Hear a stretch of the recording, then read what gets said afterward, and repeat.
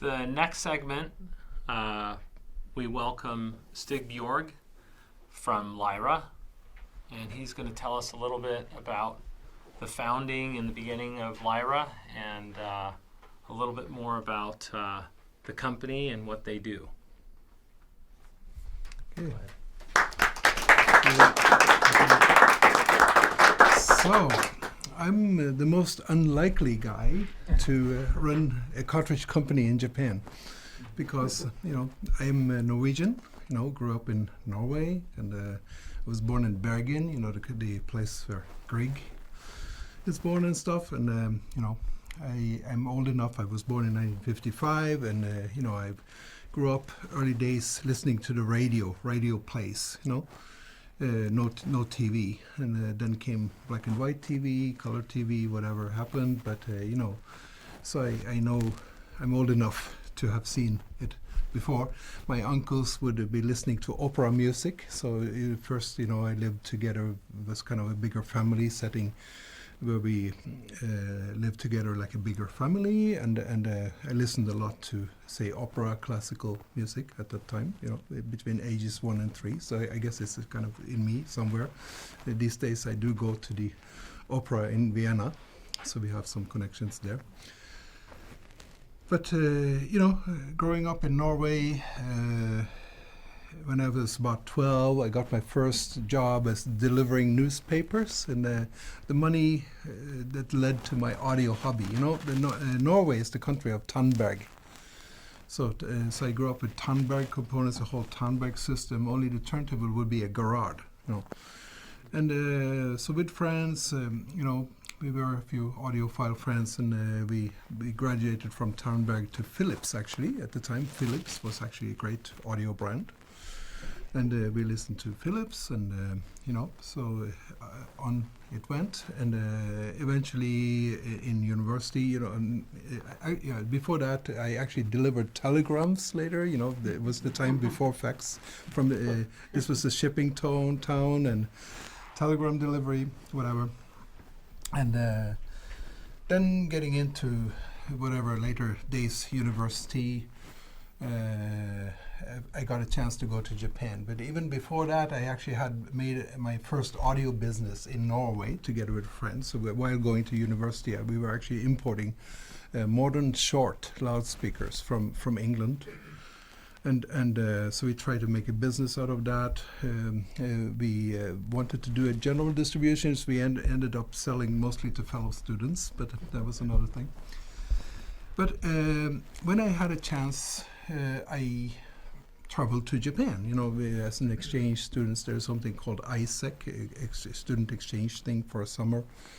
I actually studied economics and business management, so that was my thing. So I'm not an engineer. I got an early passion for audio, for music, for listening, to have fun.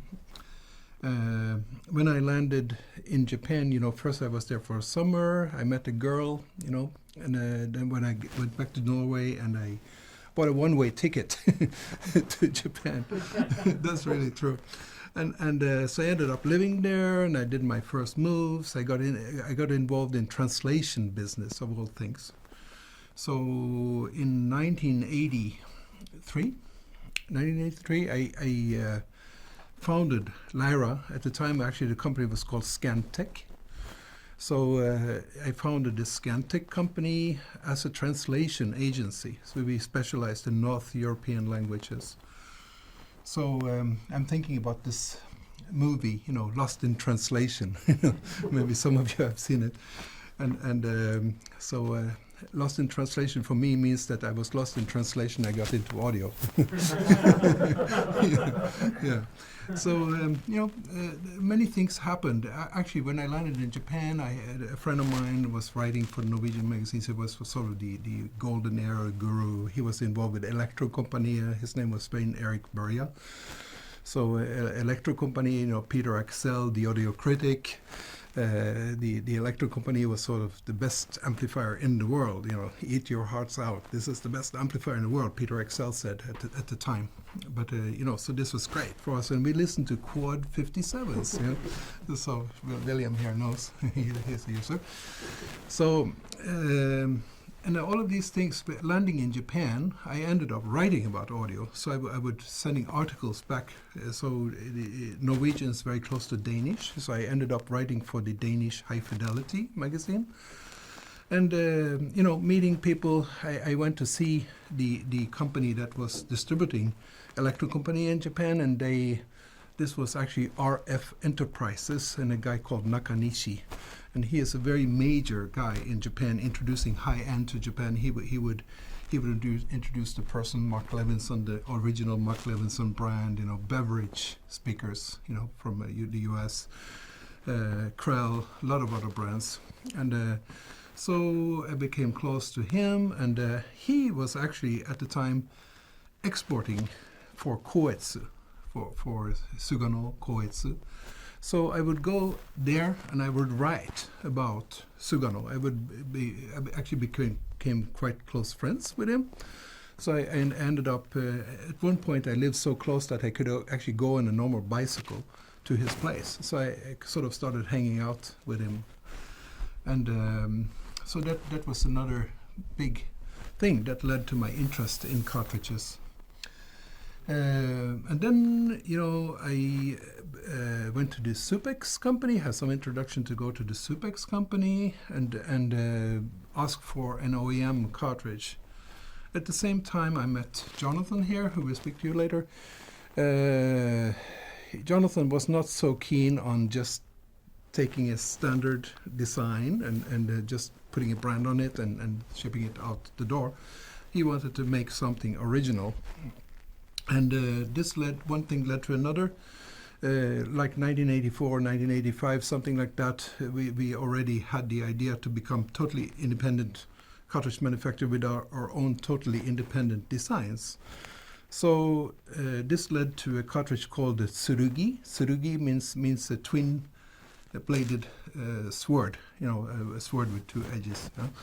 In Japanese, and so this was a cartridge, and then we met Keith Johnson, Damien Martin, and other people.